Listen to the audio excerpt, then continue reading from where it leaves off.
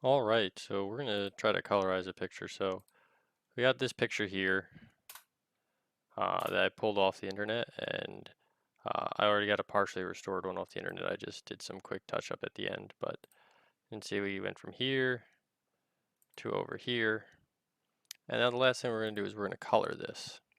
Uh, and coloring, there's a lot of ways to color. You can do palettes and things, which is really a lot better, and it gives better uh, dynamics for the color, but we're just gonna do a basic one where basically I'm going to convert this to a smart object so it's not the background anymore, because it was the background before. And I'm just going to start by making some layers here. I might have to rasterize. It's a rasterized layer so I can do stuff to it now. So I'm just going to start by selecting an area I want to colorize with the quick selection tool. And I'm just going to grab, pretty much the outside around the hair. And there's some areas in the hair I didn't grab. I can go back for them. And I am just going to make a mask with that, which is fine. And I'm going to make a new layer, and I'm going to put that mask over the new layer. What I'm going to do over here is I'm going to get a brush, and I am going to take that brush, or I'm going to get the paint bucket. I'm going to take that paint bucket, and I'm just going to do a color for the background, whatever I think it should be. So maybe I will do like a light blue or a blue. I don't know. Blue looks good, and I'm just going to paint bucket that blue in there. There, and you see that's like super aggressive, it's too much. So we're just going to take this and we're going to look at the different blending modes we have. And I usually do multiply.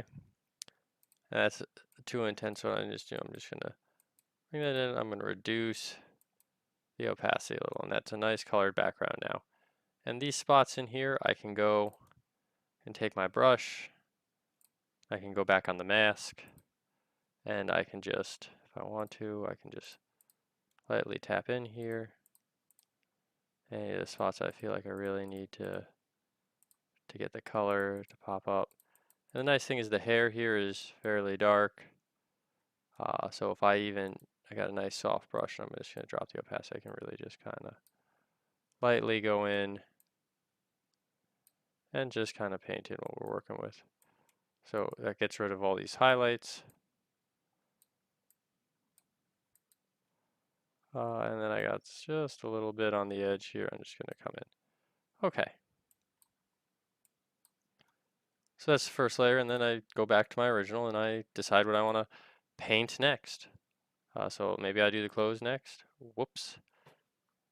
That didn't affect anything. So I'm going to leave it. I wanted to do the quick select, and I'm going to grab the clothes next. Looks pretty good. I'm going to make a mask. I'm going to make a new layer. I'll put it on top. And then I'm just going to drag the mask over it. And now same procedure.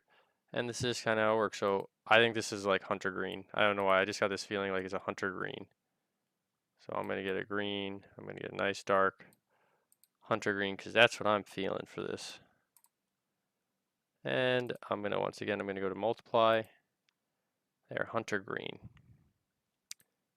And I'm going to just drop it a little, maybe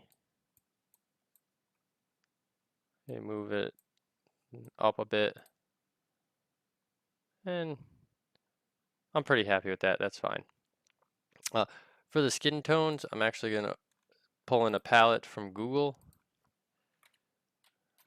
Skin tone colors is what I'm typing in Google right now, even though you can't see. And I'm just going to bring this over quick so you can see it. So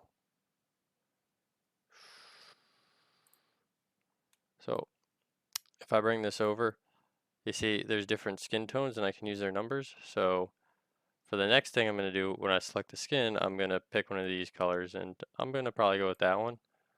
So like if I go into colors now, if I wanted to pick, I could put in the color for skin tone. So that would be FEE 1B9.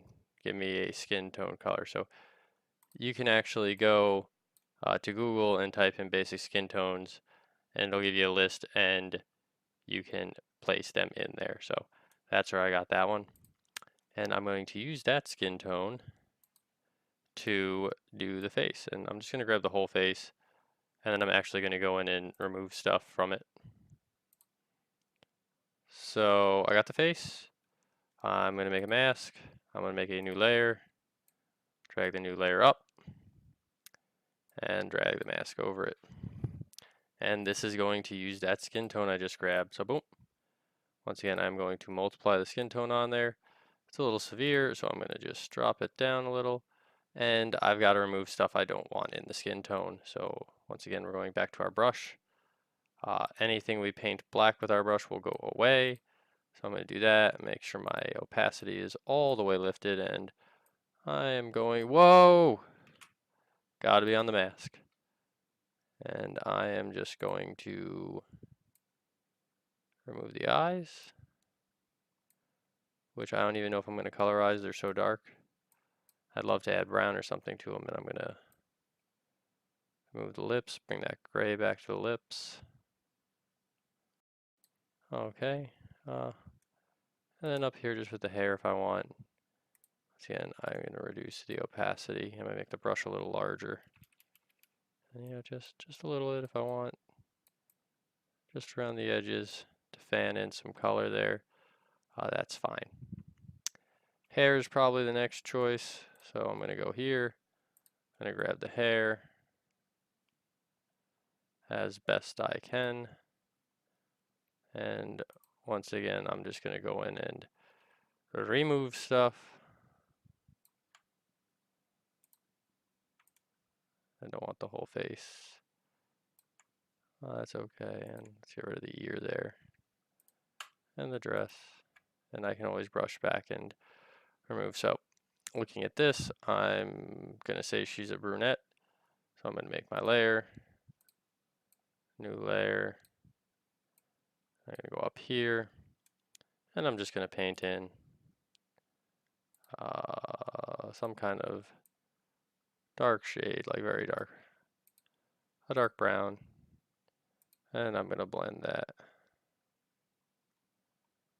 And that is dark on dark, so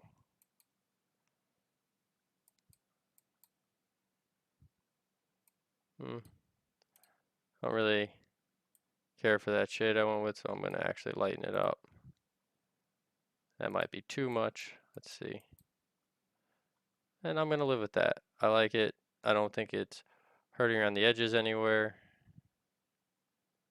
I'm okay with it, and I just got to go on my mask and touch some things up, like right over here. Just touch this up a little. Fix that blemish. And I'm kind of okay with all of this the rest of the way it is. Last thing I got to do is the lips. So let's select the lips.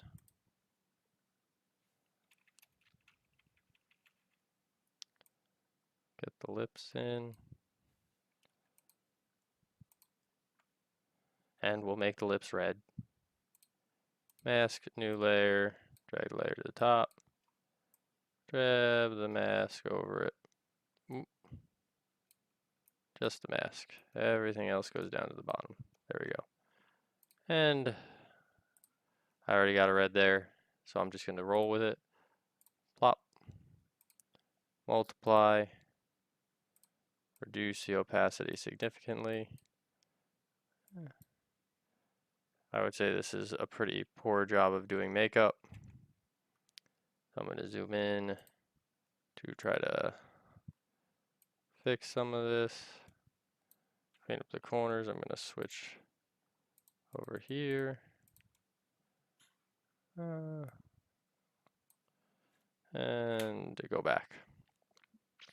All right, so right here you're done. You wouldn't have to do any more. If you want to do some things like start adding to skin tones and things, you can make a composite by hitting Alt, Control, Shift, and E all at the same time. And then you've got a composite layer. That's the whole thing just done together. And I can come in here and, like, if I wanted to add like a a kind of a blush red to bring some stuff out. I can make my brush bigger. I can make the flow real low, opacity low. If I wanted to come here, that's a little too much. I'm gonna reduce it even more. Come here, just add a little bit in the cheeks on both sides, add some color. Just like doing makeup, to add a little bit. You could also do that with tones in other places if you wanted. You felt like this should be a little darker. I could go down here. I get a little bit of a darker tone, and just kind of drop that in there. Whatever you might feel like doing. The last thing I'm going to offer is, if you want, you can go into image adjustments and you can make some tweaks in here. You may have already done this, but now that you have colors in there, going in and looking at certain things, like if you have adjustments over here, you can obviously play with like the levels, curves, etc.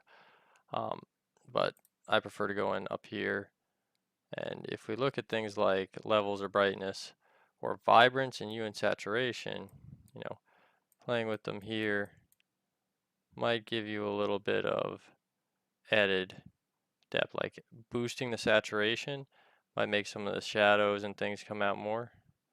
So I actually prefer, like, from where we start, just bring the saturation up just a tad. Dropping the vibrance is obviously going to make it more dull, so bring the vibrance and the saturation up. So if I look at the difference between the two, I think that's pretty significant there. The other ones are hue and saturation. Get a little more play with each of the levels, like I might decrease the lightness to try to bring out shadows. Once again, bring up the saturation, and then I can decide what colors I want to play with here. So those are just a couple last bits that you can play with if you really want to try to add some depth to your picture. When the colors are in there, it can really bring some stuff out. So good luck, and I hope you enjoy this.